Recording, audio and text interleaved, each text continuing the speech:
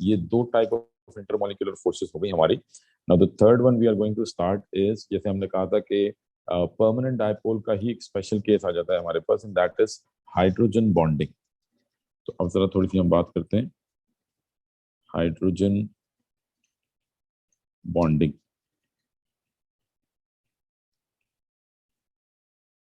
ठीक है जी, hydrogen bonding क्या है? It is a special type of permanent dipole force, special type of permanent dipole force, ठीक है, and its strength is much higher as compared to its strength is much higher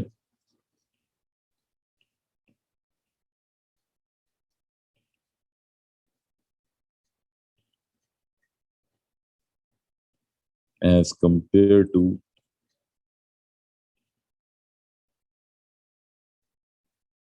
normal permanent dipole molecule।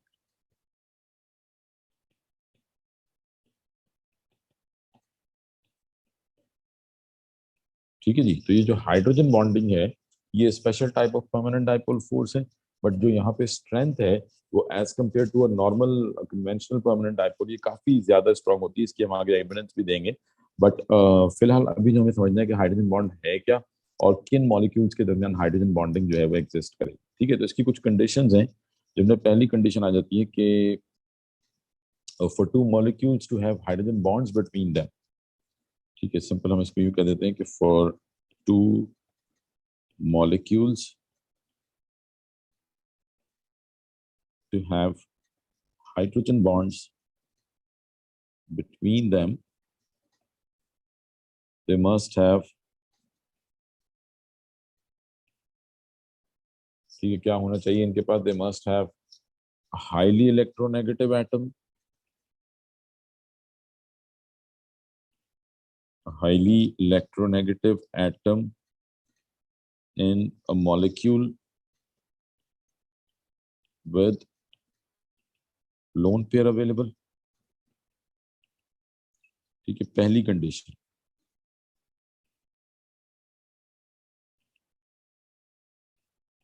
कि आपके पास एक molecule में ऐसा atom होना चाहिए which is highly electronegative.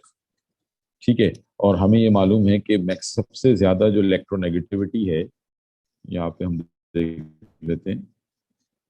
ठीक है, अगर हम इलेक्ट्रॉन के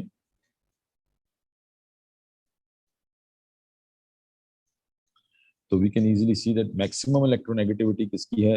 फ्लोरीन, सेकंड नंबर पे ऑक्सीजन और थर्ड नंबर पे नाइट्रोजन है। ठीक है, हम इन तीनों को कंसिडर करते हैं क्योंकि ये अपने ग्रुप में है। जैसे हमने इलेक्ट्रोनेगेटिविटी का ट्रेंड पढ़ा है कि down the group value decreases and across the period it increases. ठीक है, तो इसका मतलब ये जो तीन एलिमेंट्स हैं, कौन कौन से? नाइट्रोजन, ऑक्सीजन और fluorine, they have the highest electronegativity value. तो हाईली इलेक्ट्रोनेगेटिव एटम में कौन कौन से एटम्स आ जाएंगे? It would be either a fluorine और एन ऑक्सीजन और अ नाइट्रोजन, मतलब इन तीन में से कोई एक एलिमेंट होना चाहिए। A highly electronegative atom in a molecule with a lone pair available and it must have a lone pair available as well. तो आपके पास एक मॉलिक्यूल में ऐसा एटम होना चाहिए which must be highly electronegative atom and it must have a lone pair available. Second condition, the other molecule must have a hydrogen attached to a highly electronegative atom. And again, highly electronegative atom means fluorine, oxygen और nitrogen. तो अब यहाँ पे जो दो molecules हैं, अब जरा इसको देख लें।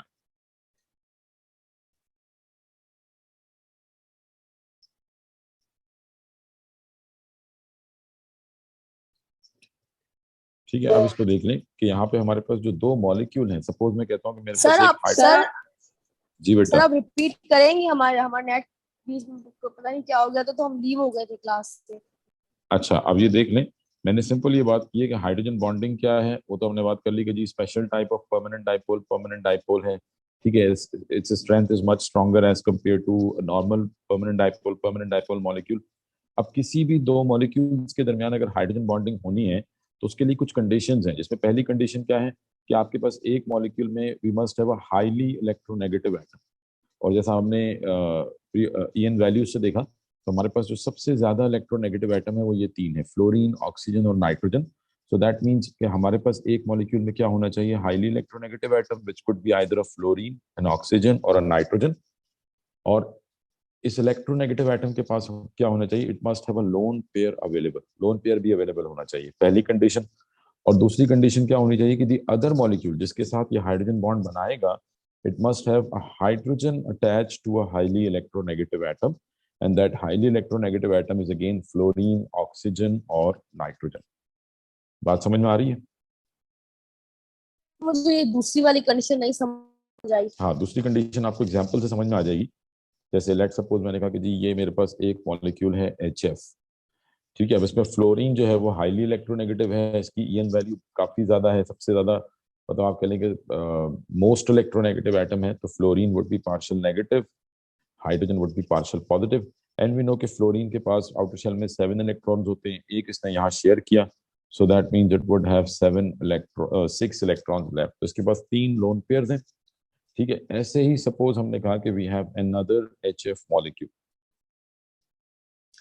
ठीक है, एक दूसरा HF मॉलिक्यूल है और इसमें भी फ्लोरीन की इलेक्ट्रोनेगेटिविटी ज्यादा है और हाइड्रोजन पार्शियल पॉजिटिव है। सो ये दो कंडीशन होंगी, यानी पहली कंडीशन क्या है जी बेटा, क्या कुछ कह रहे हैं? सर ये आपने इसमें डेटिव बॉन्ड शो किया है। नहीं नहीं, डेटिव बॉन्ड अभी शो नहीं किया, सिर्फ आप ये देखें मैंने कंडीशंस को शो किया है कि पहली कंडीशन क्या है कि आपके पास एक हाईली इलेक्ट्रोनेगेटिव एटम होना चाहिए जिसके पास लोन पेयर हो। तो मैं कह रहा हूँ कि ये मेरा हाईली इलेक्ट्रोनेगेटिव एटम है और इसके पास लोन पेयर भी मौजूद है। और दूसरी कंडीशन क्या है कि जिस मॉलिक्यूल के साथ हाइड्रोजन बॉन्ड बनना है उसमें भी, मतलब उसमें हाइड्रोजन जो है it must be connected to a highly electronegative atom. तो ये दो मॉलिक्यूल्स हैं, इन दो मॉलिक्यूल्स के दरमियान हाइड्रोजन बॉन्ड बन सकता है। यहां तक बात समझ में आ रही है मेरी? जी सर। सर आ गई। ठीक है, तो अब सिंपल हम ये कहते हैं, यानी आप ये कह लें कि क्योंकि है तो ये वही परमानेंट डायपोल, यानी इन दोनों के दरमियान जो इंटरमॉलिक्यूलर फोर्स होगी, आप कह सकते हैं कि जी ये परमानेंट डायपोल है, क्योंकि ये भी एक मतलब परमानेंट डायपोल मॉलिक्यूल है और ये भी एक परमानेंट डायपोल मॉलिक्यूल है। तो इनके दरमियान जो फोर्स डेवलप होनी चाहिए that must be a permanent dipole. लेकिन यहाँ पे जो इंटरमॉलिक्यूलर फोर्स डेवलप होती है इसकी स्ट्रेंथ किसी नॉर्मल परमानेंट डायपोल के मुकाबले में कहीं ज्यादा होती है, जिसको हम आगे एग्जाम्पल से भी देखेंगे। एंड दैट्स वाई हमने उसको मतलब अलग एग्जाम्पल के तौर पे ले लिया हाइड्रोजन बॉन्डिंग के तौर पे। तो हाइड्रोजन बॉन्डिंग को हम सिंपल कैसे रिप्रेजेंट कर रहे हैं कि ये एक HF मॉलिक्यूल है, ये दूसरा HF मॉलिक्यूल है, और एक मॉलिक्यूल का फ्लोरीन दूसरे मॉलिक्यूल के हाइड्रोजन को अपनी तरफ अट्रैक्ट करेगा। अगेन हम उसको डॉटेड लाइन से ही रिप्रेजेंट करेंगे, बट अब ये जो इंटरमॉलिक्यूलर फोर्स है इसको आप नाम देंगे हाइड्रोजन बॉन्डिंग। अब इसको थोड़ा सा समझने की जरूरत है, ठीक है। यानी देखें यहाँ पे हो सकता है जैसे आपके जहन में आया कि जी डेटिव बॉन्डिंग, तो ये थोड़ा सा आपको डेटिव बॉन्डिंग से मिलता जुलता लग रहा होगा, बट डेटिव बॉन्डिंग में क्या होता है कि लोन पेयर शेयर हो जाता है, कंप्लीट बॉन्ड बन जाता है। मतलब हम ये कह रहे हैं कि ये ऑलमोस्ट, यानी ये जो हाइड्रोजन बॉन्ड है ये एक तरह से हम सिंपल कह सकते हैं कि it is almost on the verge of forming a dative bond. यानी अगर थोड़ा सा और आप एनर्जी को लो करते हैं तो हाइड्रोजन और फ्लोरीन के दरमियान डेटिव बॉन्डिंग हो सकती है, यहाँ होगी नहीं, ठीक है। लेकिन आप इसको इस तरह से समझें कि ये एक तरह से it is just the start of forming a dative bond, कि जब डेटिव बॉन्ड बन रहा होता है तो उस टाइम पे इस टाइप की कुछ कंडीशन डेवलप होती है। लेकिन यहाँ पे ईएन डिफरेंसेस इतने ज्यादा नहीं है कि ये डेटिव बॉन्ड फॉर्मेशन कर सके। तो यहाँ जो फोर्स डेवलप हुई है इसको हमने नाम दे दिया हाइड्रोजन बॉन्डिंग, ठीक है। कि H और F के दरमियान, लेट सपोज मैं इनको मॉलिक्यूल 1 मॉलिक्यूल 2 कर देता हूँ कि this is molecule number 2, molecule number 1। तो मॉलिक्यूल नंबर 1 और मॉलिक्यूल नंबर 2 के दरमियान जो इंटरमॉलिक्यूलर फोर्स डेवलप हुई है जिसको अगेन हमने डॉटेड लाइन से रिप्रेजेंट किया है, so this is hydrogen bonding, ये हाइड्रोजन बॉन्डिंग कहलाएगी। अब पेपर में ये डायग्राम्स बनाने को आती हैं कि draw the hydrogen bonding between 2 HF molecules. तो उसमें आपको जो चीजें मतलब याद रखनी है कि कौन कौन सी चीजें शो करनी होंगी। पहली चीज लोन पेयर्स शो करना लाजमी है, सॉरी पार्शियल चार्जेस, ठीक है, ये पार्शियल चार्जेस शो करना लाजमी है, इसके मार्क्स हैं। सेकेंडली हाइड्रोजन बॉन्डिंग में आपको लोन पेयर लाजमी शो करना है। यानी बेसिकली होता क्या है कि फ्लोरीन का जो एक लोन पेयर है वो हाइड्रोजन के ऑर्बिटल के साथ सेम प्लेन पे आ जाता है, जिसकी वजह से यहाँ पे अट्रैक्शन काफी ज्यादा स्ट्रांग हो जाती है। ठीक है, तो ये खैर हमें इतनी डिटेल में जानने की भी जरूरत नहीं है, बस सिंपल आप इसको ये ध्यान में रखें कि हमें लोन पेयर बनाना लाजमी है, और फिर उसके बाद ये डॉटेड लाइन आ जाएगी। तो ये 3 मार्क्स की डायग्राम आएगी, जो सिंपल आपको ये डायग्राम इस तरह से बनानी होगी। समझ आ रही है मेरी बात? जी सर। हाँ जी, सबको क्लियर है ये?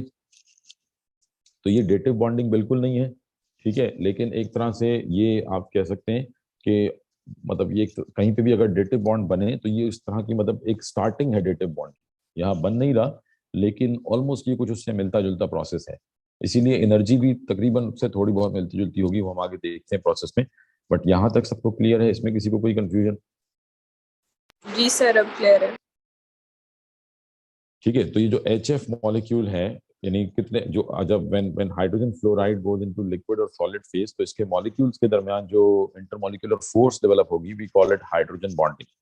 अच्छा, और कोई एग्जांपल दें एच एफ के अलावा, और कौन से मॉलिक्यूल्स हैं which can make hydrogen bonds with each other? Sir water. Water, ठीक है, वाटर जो है वो इसकी परफेक्ट एग्जांपल है। वाटर को हम डिटेल में नेक्स्ट लेक्चर में डिस्कस करेंगे, बट फिलहाल थोड़ा सा पेपर पॉइंट ऑफ व्यू से अगर क्वेश्चन आ जाए कि जी draw the hydrogen bonding between water molecules, तो हम कहते हैं कि जी लेट सपोज ये हमारे पास एक वाटर मॉलिक्यूल है जिसमें ऑक्सीजन के पास 2 lone pair and it is partial negative partial positive, और ये दूसरा हाइड्रोजन वाटर मॉलिक्यूल है, अगेन ये लोन पेयर मौजूद हैं और ये पार्शियल नेगेटिव और ये पार्शियल पॉजिटिव। तो दोनों वाटर मॉलिक्यूल्स के दरमियान जो कनेक्शन बनेगा that is hydrogen bond, strong type of intermolecular force. ठीक है जी, तो ये 2 वाटर मॉलिक्यूल्स के दरमियान हो गया। इसके अलावा और कौन से मॉलिक्यूल्स के दरमियान हो सकता है? एच एफ हो गया, वाटर हो गया, एक और एग्जाम्पल दें। Sir ammonia. अमोनिया, ठीक है, 3 केसेस हैं क्योंकि हमने फ्लो, यानी इसके अलावा भी और बहुत सारे मॉलिक्यूल्स हैं, बट जो 3 मेजर केसेस हैं, क्योंकि हमने कहा था आइदर फ्लोरीन, ऑक्सीजन और नाइट्रोजन। तो पहली एग्जांपल हो गई एच एफ हाइड्रोजन फ्लोराइड, दूसरी वाटर मॉलिक्यूल, और तीसरी आप ध्यान रख लें अमोनिया NH3। तो NH3 में again nitrogen is bonded to hydrogen and it has a lone pair as well, and the other nitrogen is also attached to hydrogen.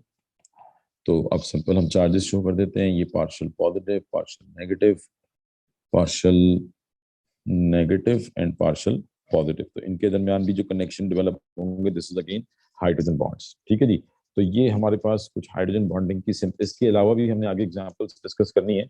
Organic में आपको बहुत सारे ऐसे मॉलिक्यूल्स मिलेंगे जिनके दरमियान हाइड्रोजन बॉन्ड्स डेवलप होते हैं, बट ये 3 बेसिक एग्जांपल्स हैं, H F molecules, water molecules और अमोनिया मॉलिक्यूल्स। जी, यहाँ तक किसी को कोई क्वेश्चन, कोई कंफ्यूजन? जी नहीं बेटा, सर, क्या?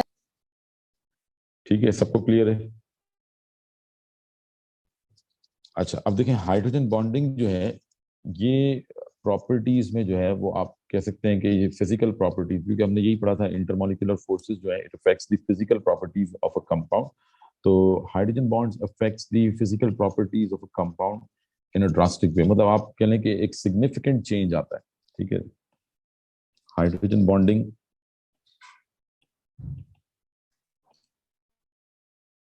affects the physical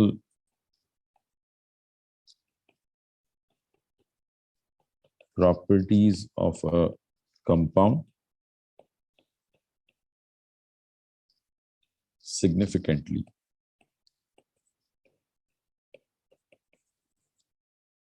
ठीक है, सिग्निफिकेंट चेंज आपको देखने में मिलेगा। फॉर एग्जांपल हम इसकी एक एग्जांपल लेते हैं कि impact of hydrogen bonding on the physical properties of a compound. अब इसकी बड़ी सिंपल सी एग्जांपल है, आगे चल के हमने और भी एग्जांपल्स देखनी है, बट सबसे पहले हम बात कर लेते हैं हाइड्रोजन हैलाइड्स।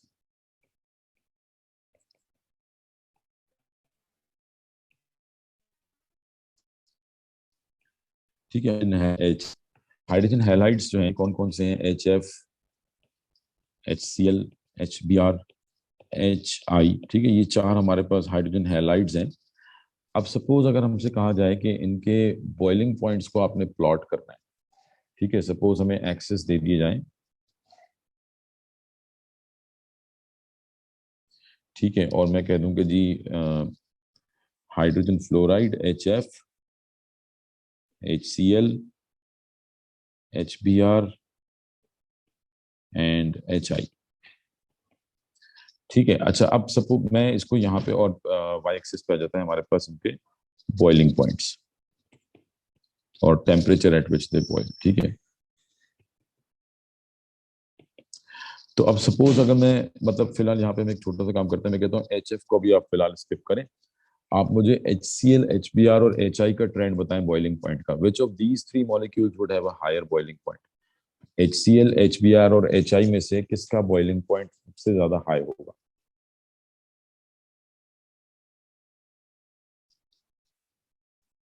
HCl।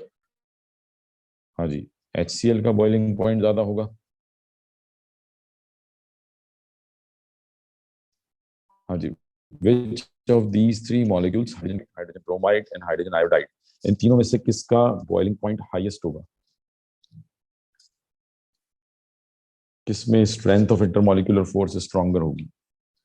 सर यहाँ पे एमआर देख के बताएंगे। जी बिल्कुल, सर यहाँ पे HCl। HCl का होगा। देखिए यहाँ पे बिल्कुल आपने MR देखना है, क्योंकि है तो ये तीनों पोलर मॉलिक्यूल्स, लेकिन तीनों का सर मास आयोडीन डिफरेंट है। का होगा। आयोडीन का होगा। ठीक है, मैंने हमने अभी यही बात पीछे करी है ना कि HCl यानी जब भी आपके पास मास का डिफरेंस आएगा, although these three are polar covalent molecules, ठीक है, but because HI has larger mass, तो अब आप यहाँ पे परमानेंट डायपोल की बेसिस पे नहीं देखेंगे, बल्कि मास की बेस के ऊपर, इंस्टेंटेनियस डायपोल की बेस के ऊपर देखेंगे। बिकॉज हाइड्रोजन आयोडाइड का मास ज्यादा है, तो हम कहेंगे इसका बॉइलिंग पॉइंट भी ज्यादा है। ये चीज तो हम पहले ही डिस्कस कर चुके हैं ना कि पोलैरिटी सिर्फ तब देखनी है जब मासेस सेम है, लेकिन अगर मासेस डिफरेंट है तो फिर आप पोलैरिटी नहीं देखेंगे, फिर मास देखेंगे। ठीक है जी, तो अब इस हिसाब से HI का बॉइलिंग पॉइंट जो है वो हाईएस्ट हो जाएगा। लेट्स सपोज हम यहाँ पे प्लॉटिंग करते हैं, मैं ये कह देता हूँ कि जी ये 0 है और ये 50 है, दिस इज -50।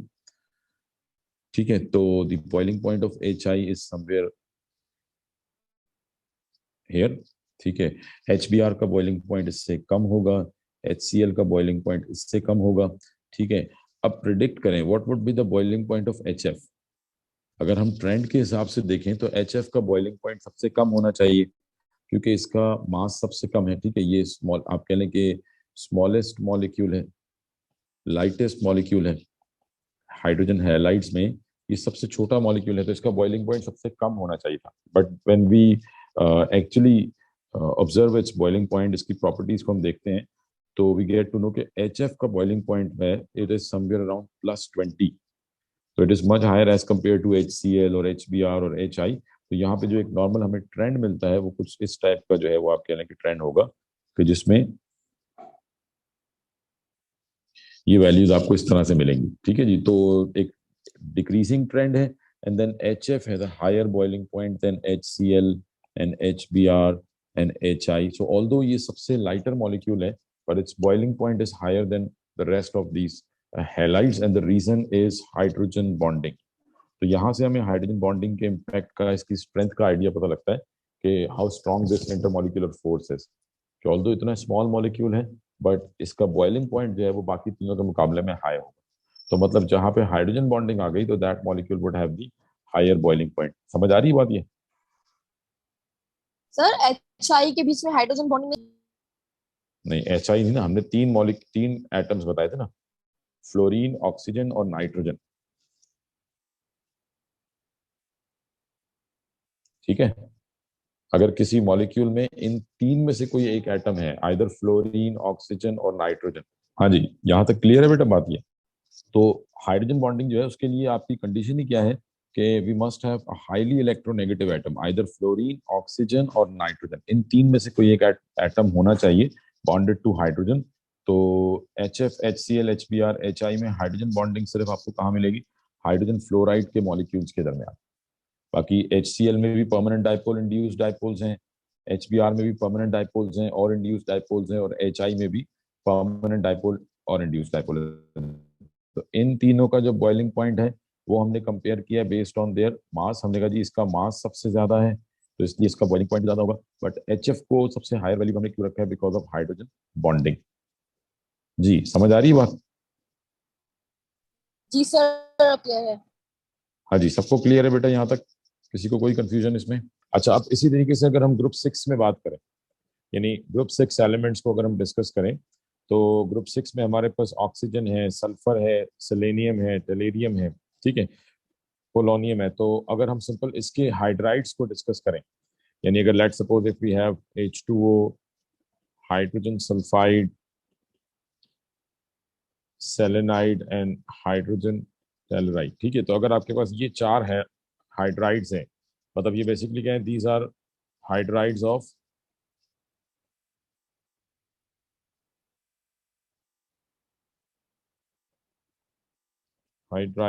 ग्रुप 6, ठीक है, ये ग्रुप 6 हाइड्राइड्स हैं। तो अब अगर हम यहाँ पे सिंपल डिस्कस करें, तो which of these compound would have the higher boiling point, इन चारों में से किसका बॉइलिंग पॉइंट सबसे हायर होगा? H2O। H2O, ठीक है, ड्यू टू हाइड्रोजन बॉन्डिंग जो है, वाटर जो है this would have the highest boiling point, ठीक है, वाटर का बॉइलिंग पॉइंट जो है ये हाईएस्ट बॉइलिंग पॉइंट होगा, और उसका रीजन क्या है, ड्यू टू हाइड्रोजन बॉन्डिंग, ठीक है। अच्छा, मतलब ये तो सिंपल वही उसकी एग्जांपल जो है वो हमने डिस्कस कर ली है। अब ये है कि थोड़ा सा जरा एक लास्ट टॉपिक हमने इसमें डिस्कस करना है, हाइड्रोजन। यहाँ तक बेटा किसी को कोई कंफ्यूजन, कोई क्वेश्चन इसमें? नहीं सर, क्लियर है। क्लियर है। अच्छा, अब नेक्स्ट हमने इसमें एक लास्ट टॉपिक डिस्कस करना है, and that is how the hydrogen bonding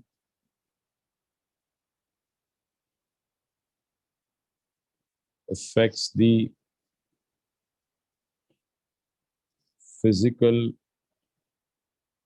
properties of a compound,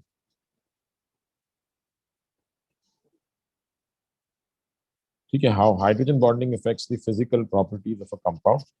तो इसमें एक चीज तो हमने डिस्कस कर ली कि ड्यू टू हाइड्रोजन बॉन्डिंग, क्योंकि मेनली एक चीज आपको ध्यान में रखनी है कि जो इंटरमॉलिक्यूलर फोर्सेज हैं, it impacts the physical properties of a compound, ठीक है।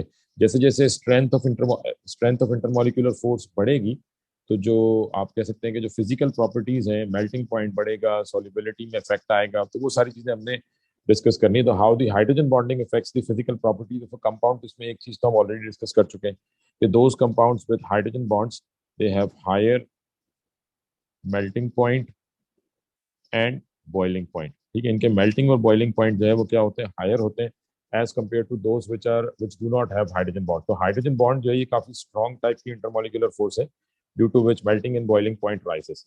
अच्छा, दूसरा जो आप कह लेंगे जो सेकंड प्रॉपर्टी है which would be affected by the hydrogen bonding, that would be solubility,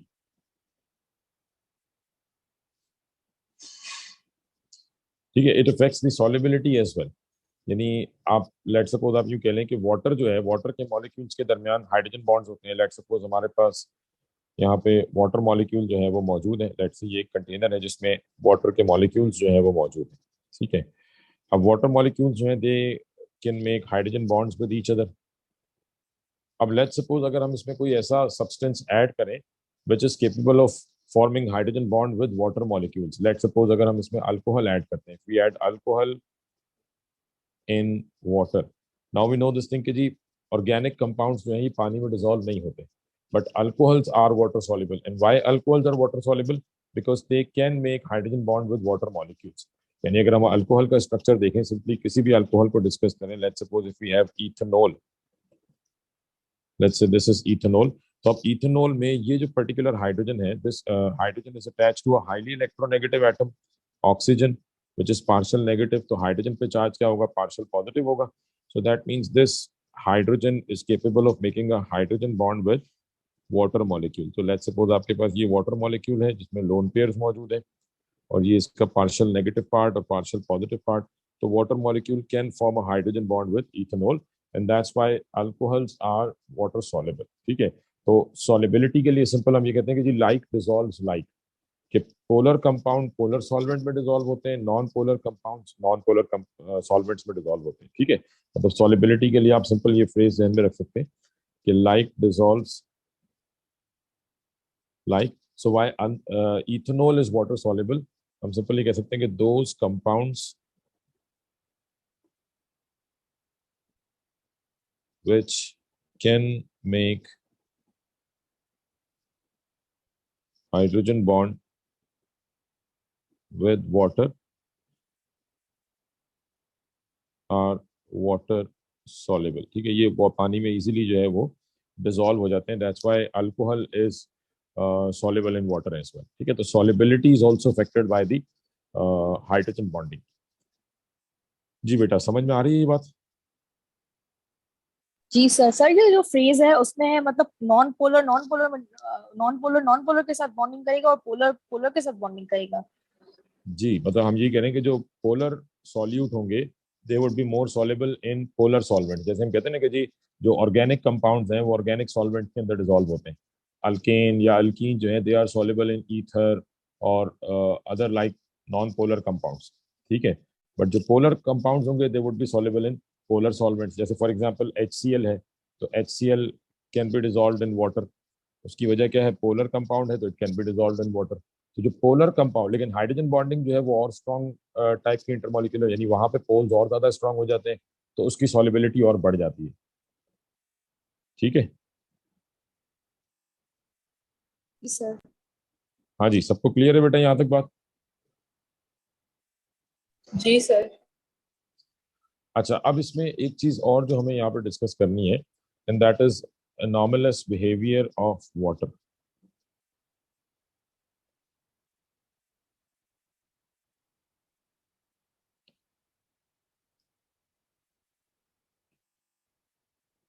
ठीक है, नॉर्मलस बिहेवियर ऑफ वाटर बेसिकली क्या है?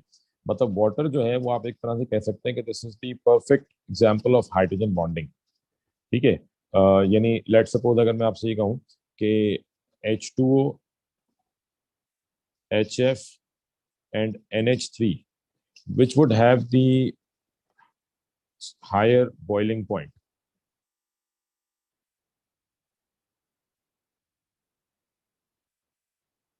वाटर। हाँ जी, वाटर का बॉइलिंग पॉइंट हायर होगा। जी सर। अच्छा, और हाइड्रोजन बॉन्डिंग किसमें स्ट्रांग है? सर HF में। HF में हाइड्रोजन बॉन्डिंग ज्यादा स्ट्रांग होगी, तो फिर बॉइलिंग पॉइंट भी किसका हायर होना सर चाहिए? वाटर में क्यों बॉन्डिंग, वाटर में हाइड्रोजन बॉन्ड स्ट्रॉन्ग होगा ना। रीजन?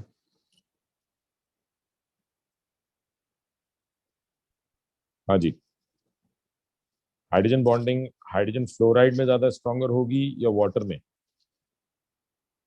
सर फ्लोराइड में वो ज्यादा इलेक्ट्रोनेगेटिव है ना फ्लोरीन।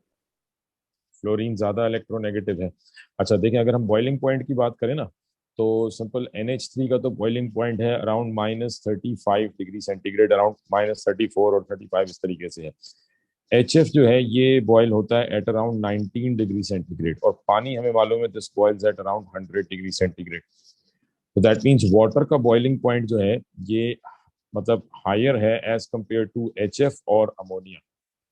अब जैसे आप बात करें कि जी HF जो है इसमें हाइड्रोजन बॉन्डिंग स्ट्रॉन्गर होती है। मतलब ये थोड़ा सा एक चीज आपको समझनी है यहाँ पे कि अब तक हमने ये बात की कि हाइड्रोजन बॉन्डिंग जो है किस वजह से होती है? Due to highly electronegative atom fluorine, oxygen और नाइट्रोजन। तो अब अगर आप यहाँ पे कहें जी आप मतलब हम कहेंगे जी फ्लोरीन तो ज्यादा इलेक्ट्रोनेगेटिव है, फ्लोरीन की इलेक्ट्रोनेगेटिविटी ऑक्सीजन से ज्यादा है, तो if it is more electronegative that means इसके और दूसरे हाइड्रोजन फ्लोराइड के दरमियान जो हाइड्रोजन बॉन्ड बनेगा that would be much stronger as compared to the hydrogen bond which would form between water molecules।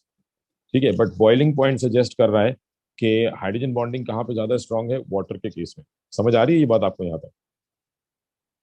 नहीं, मुझे ये फ्लोरीन वाला हाइड्रोजन फ्लोराइड वाला एग्जांपल समझ नहीं आया। तो देखिए ना, मैंने अभी सिंपल ये बात की है कि हाइड्रोजन बॉन्डिंग क्या है? Hydrogen bonding simply strongest type of intermolecular force है which exist between fluorine, oxygen, nitrogen and the hydrogen of other molecule.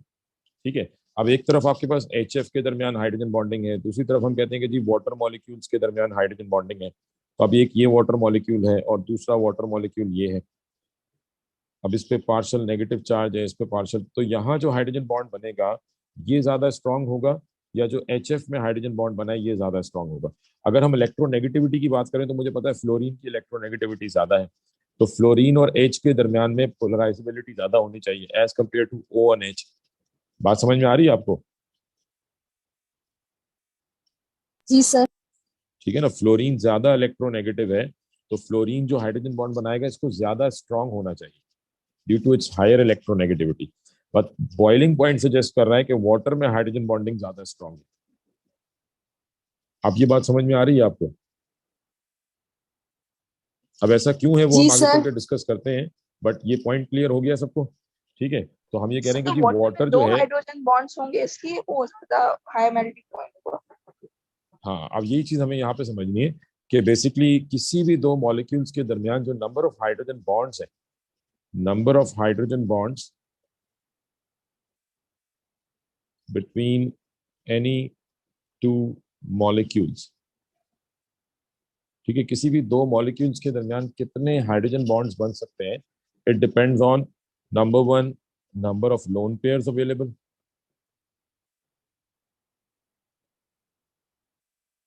ठीक है, कि जिसने मतलब जो हाईली इलेक्ट्रोनेगेटिव एटम्स हैं उनके पास कितने लोन पेयर्स हैं, and number two number of hydrogens attached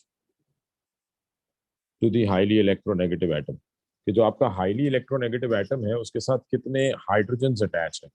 ठीक है, तो फॉर एग्जांपल हम जैसे देखते हैं कि HF के केस में, हाइड्रोजन फ्लोराइड के केस में, ऑल्दो फ्लोरीन के पास 3 लोन पेयर्स हैं but it only have 1 hydrogen attach to itself.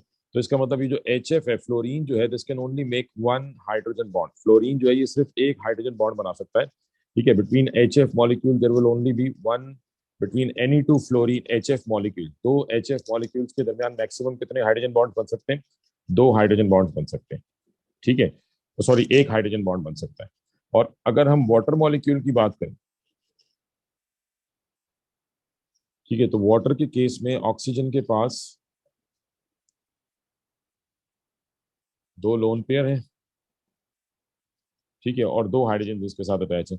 तो ये जो ऑक्सीजन है, it is capable of making 2 hydrogen bonds. ठीक है, ऑक्सीजन जो है ये 2 हाइड्रोजन बॉन्ड्स बना सकता है। बेसिक आप सिंपल ये कह सकते हैं कि ऑक्सीजन इज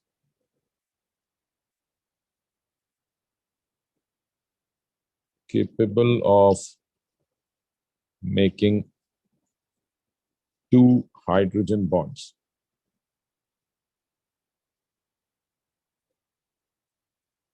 ठीक है, अब ये 2 हाइड्रोजन बॉन्ड्स बना सकता है, यानी लेट सपोज अगर हमारे पास यहाँ पे एक वाटर मॉलिक्यूल है,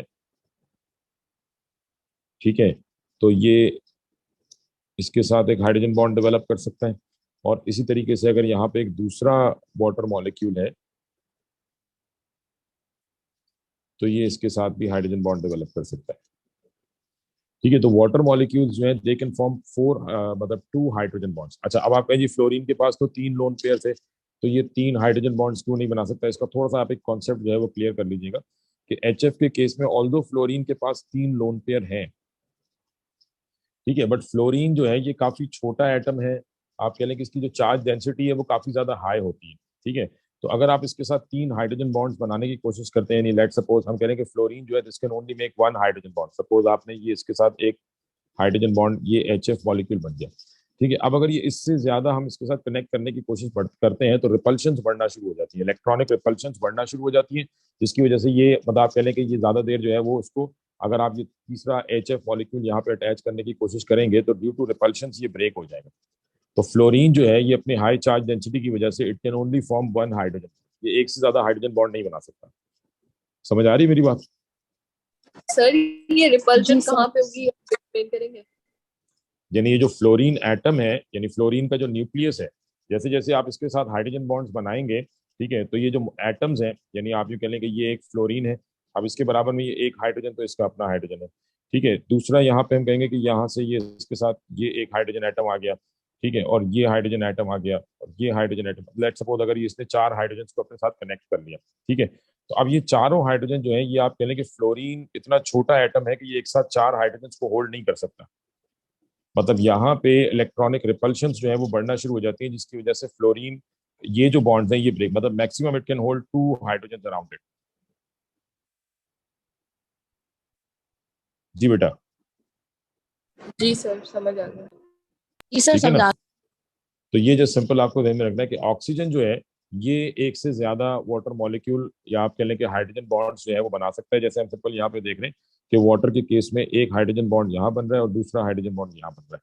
तो अब अगर आप इसको थोड़ा सा हम और डिटेल में स्ट्रक्चर डिस्कस करें।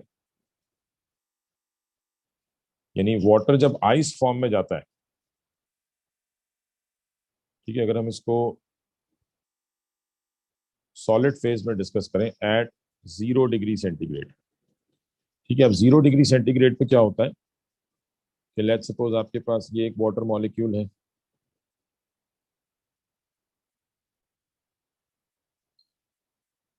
now this makes a hydrogen bond with another water molecule, ठीक है। ऐसे यहाँ पे एक दूसरा वाटर मॉलिक्यूल है,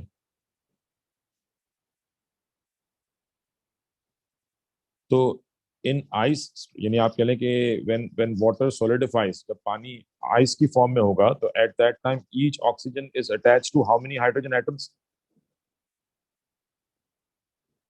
लेट्स सपोज हम कह रहे हैं कि ये आइस का स्ट्रक्चर है, तो जब पानी आइस फेज में जाता है, सॉलिड फेज में जाता है, तो at that time each oxygen is connected to how many hydrogen atoms.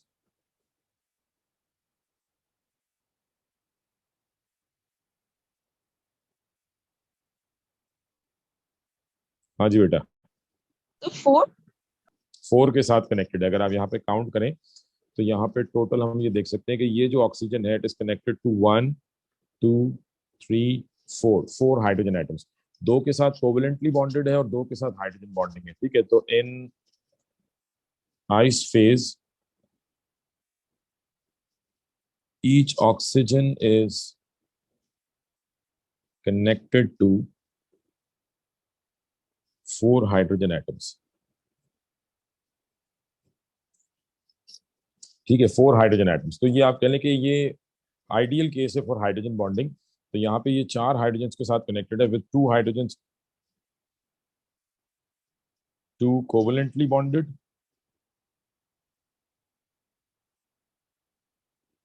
and the other 2 through hydrogen bonding। तो कोवेलेंट कौन सा बॉन्ड है? तो ये तो कोवलेंट बॉन्ड है ना बेटा, ये कोवलेंट बॉन्ड है, ये कोवलेंट बॉन्डिंग के थ्रू अटैच है, और ये जो है ये हाइड्रोजन बॉन्डिंग के थ्रू कनेक्टेड है। समझ आ रही बात? जी सर। ठीक है। अच्छा, अब इसमें से आप ये बताएं कि बॉन्ड लेंथ को, यानी किन हाइड्रोजन के साथ ऑक्सीजन का डिस्टेंस ज्यादा होगा, जो हाइड्रोजन बॉन्डेड है उनके साथ या जो कोवलेंटली बॉन्डेड है उनके साथ, कहाँ पे डिस्टेंस ज्यादा होगा?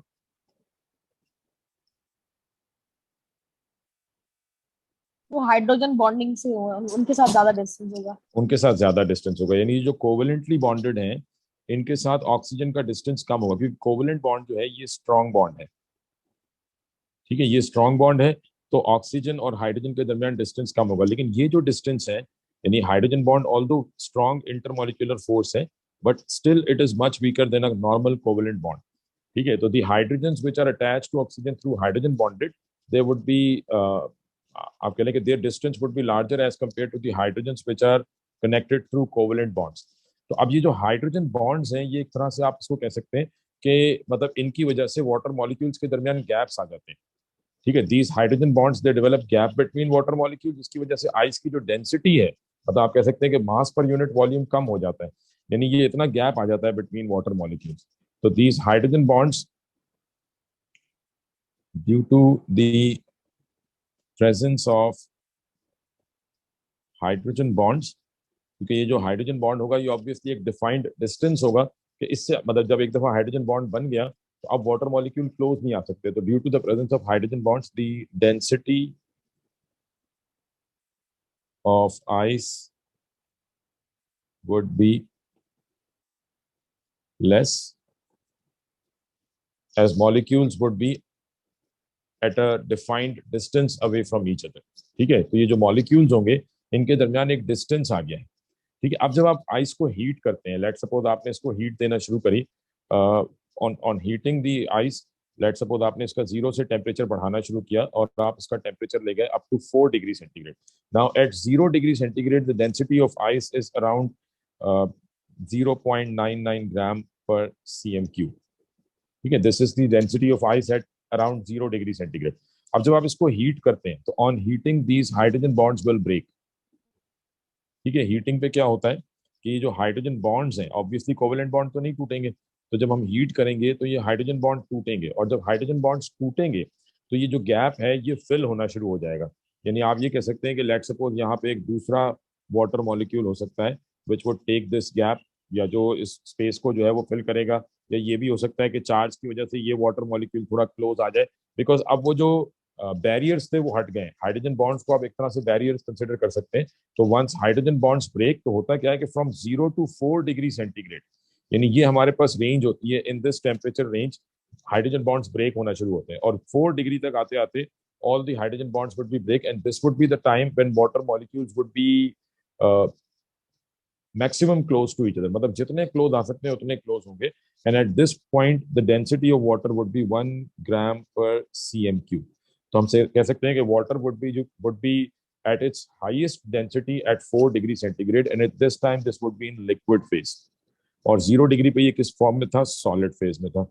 तो दैट मीन्स के वाटर जब सॉलिड फॉर्म में होगा तो its density would be less as compared to when it is in liquid phase, and that's why ice floats on water। समझ आ रही है बेटा ये बात आपको?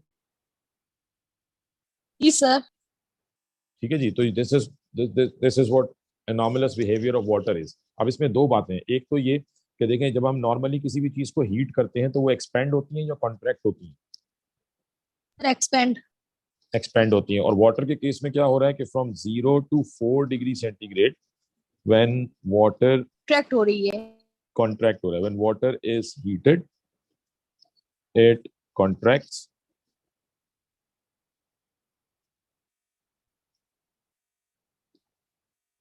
एंड अच्छा, अब यही अगर आप इसको बैकवर्ड लेके जाएंगे फ्रॉम 4 to 0 तो वो दोबारा हाइड्रोजन बॉन्ड बनना शुरू हो जाएंगे, तो एक्सपेंशन होगी। ठीक है, तो and on cooling it expands।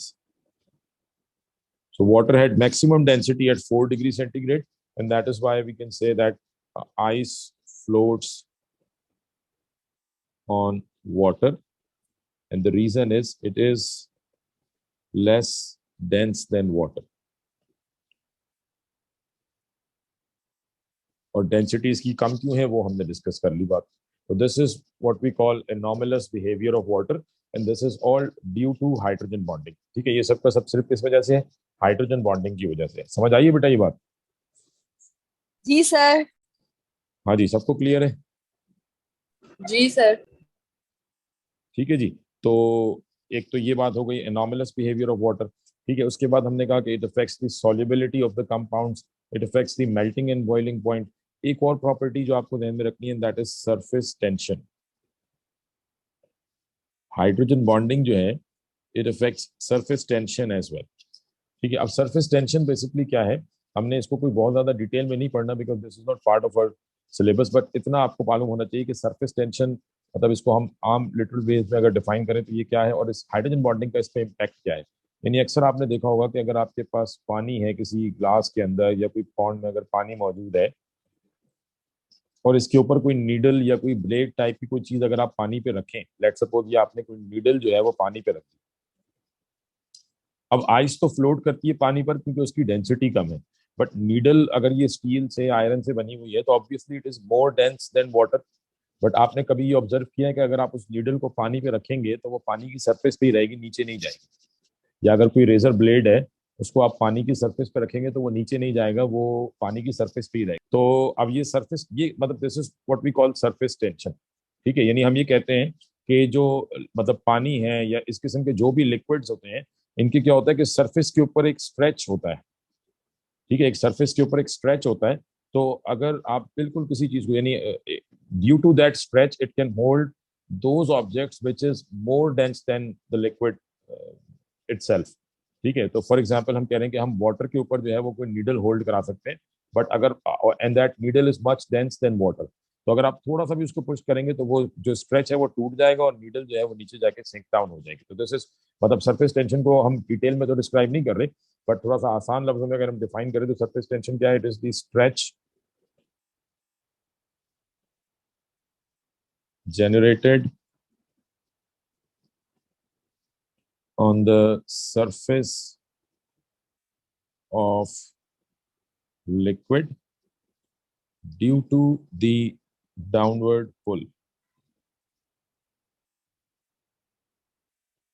Downward pull of liquid molecule, या आप कह लें कि ड्यू टू कोहेसिव फोर्सेस, किसी भी पार्टिकल्स के आपस में नहीं, जिनको हम इंटरमॉलिक्यूलर फोर्स कह रहे हैं ना, जैसे हम कह रहे हैं कि ये जो लिक्विड के मॉलिक्यूल्स होंगे, लेट्स सपोज ये लिक्विड के मॉलिक्यूल्स हैं, अब ये जो लिक्विड के मॉलिक्यूल्स हैं ये एक दूसरे को अट्रैक्ट कर रहे हैं, लेट्स सपोज अगर ये वाटर है तो इनके दरमियान अट्रैक्शन कौन सी है, हाइड्रोजन बॉन्डिंग है।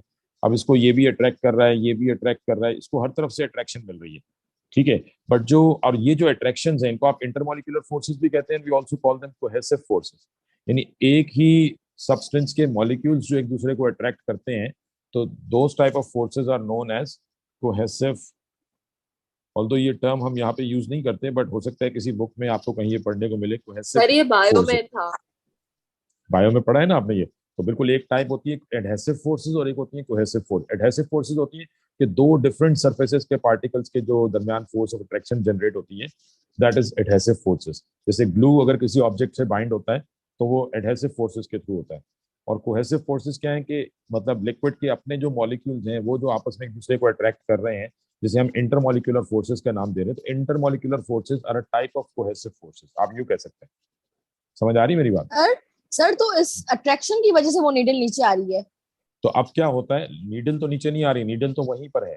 अब होता क्या है कि जो जो नीचे के जो मॉलिक्यूल्स हैं, जैसे ये जो मॉलिक्यूल है, इस मॉलिक्यूल को तो हर तरफ से अट्रैक्शन मिलती है, बट जो सरफेस का मॉलिक्यूल है उसे सिर्फ डाउनवर्ड पुल मिलता है, मतलब उसको बैलेंस करने के लिए उसके ऊपर कोई मॉलिक्यूल नहीं है।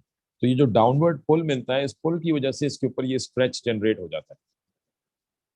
समझ आ रही बात? जी sir.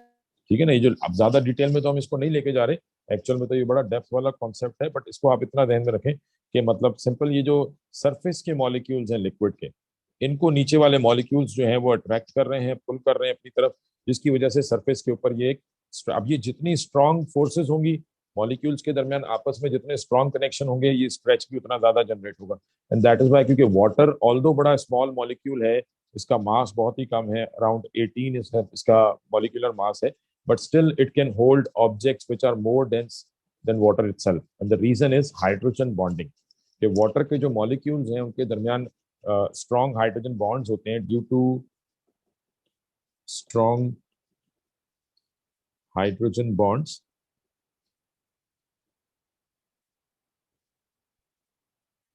water can exhibit surface tension।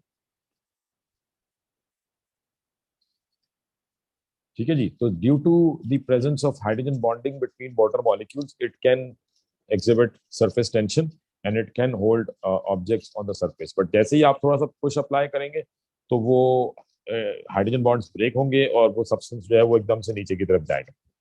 Clear हो गई बेटा ये बात? जी सर। ठीक है, इसी तरीके से एक और प्रॉपर्टी है, वो भी हमने कुछ ज्यादा डिटेल में डिस्कस नहीं करनी, विस्कोसिटी। ठीक है, अगेन इसके ये भी फिजिकल प्रॉपर्टी है, hydrogen bonding also affect viscosity of a liquid as well. अब विस्कोसिटी क्या है? It is resistance to flow, आसान लफ्जों में रेजिस्टेंस टू फ्लो, यानी अगेन ये वही चीज है सरफेस टेंशन की टाइप की, बट ये क्या है, सारे मॉलिक्यूल्स के दरमियान, तो लेट्स सपोज ये हमारे पास कोई लिक्विड बॉडी है और ये इसके मॉलिक्यूल्स हैं। अब ये जो लिक्विड के मॉलिक्यूल्स हैं, they are attracting each other, और इस अट्रैक्शन की वजह से ये जितनी स्ट्रॉन्ग अट्रैक्शन होगी, इनका फ्लो उतना कम होगा, ये आपस में एक दूसरे को अट्रैक्ट कर रहे हैं, जिसकी वजह से दे वुड बी लेस फ्लोएबल।